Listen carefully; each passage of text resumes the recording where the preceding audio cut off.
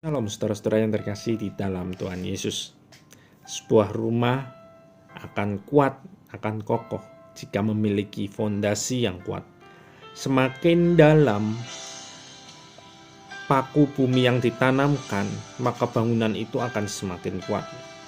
Semakin mahal bahan yang digunakan untuk membangun seperti semen, batu bata yang bagus yang dipilih, maka rumah itu akan semakin kokoh. Ketika ada badai apapun, rumah itu akan tetap kuat. Begitu juga dengan kehidupan kita. Kita ini adalah sebuah rumah yang tidak terlepas dari badai kehidupan. Kita akan bisa kuat jika kita memiliki fondasi yang kuat. Apa fondasi yang kuat di dalam hidup kita ini? Kita baca terlebih dahulu di Matius 7 ayat 24-27 tentang dua macam dasar.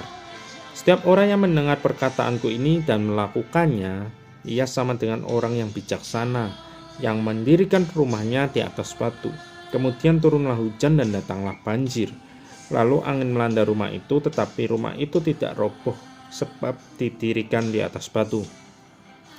Tetapi setiap orang yang mendengarkan perkataanku dan tidak melakukannya, ia sama dengan orang yang bodoh yang mendirikan rumahnya di atas pasir. Kemudian turunlah hujan, datanglah banjir, lalu angin melanda rumah itu sehingga rubuhlah rumah itu dan hebatlah kerusakannya. Di sini sudah jelas fondasi kehidupan kita harus kuat supaya tidak roboh hidup kita atau kita tidak terseret oleh arus dunia ini. Apa fondasi itu di dalam kehidupan kita? Yaitu kita harus mendengarkan perkataan Tuhan.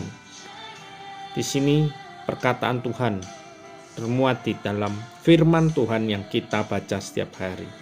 Bukan berhenti hanya membaca atau merenungkan firman Tuhan saja. Supaya fondasi hidup kita kuat, kita harus melakukan firman Tuhan itu. Mari saudara-saudara, menghadapi masa-masa sulit ini, janganlah kita hanya membaca atau merenungkan firman Tuhan saja, tetapi kita harus melakukan firman Tuhan itu. Jadilah orang yang bijaksana, yaitu orang yang mau mendengarkan firman Tuhan, dalam hal ini yaitu membaca dan merenungkan firman Tuhan, serta melakukan firman Tuhan.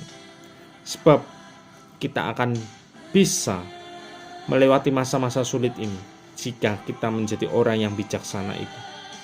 Janganlah kita hanya sekedar mau membaca dan merenungkan firman Tuhan tanpa mau melakukannya, maka kita nggak akan bisa melewati masa-masa sulit. Kita nggak akan kuat menghadapi masa-masa sulit.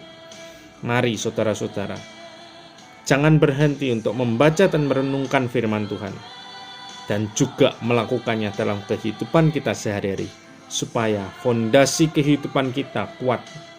Kita terus terhubung dengan sumber kehidupan ini, yaitu Tuhan Yesus Kristus, yang selalu memberi kekuatan dalam hidup kita melalui firman-Nya yang tertanam kuat dalam hati kita, dan kita lakukan dalam kehidupan sehari-hari, supaya kita dapat melewati setiap badai kehidupan ini, dan kita tidak akan mudah roboh atau kalah atau putus asa ketika melewati badai kehidupan ini. Tetapi kita akan memperoleh kemenangan jika kita tetap taat dan setia menjadi pelaku firman Tuhan. Tuhan Yesus memberkati.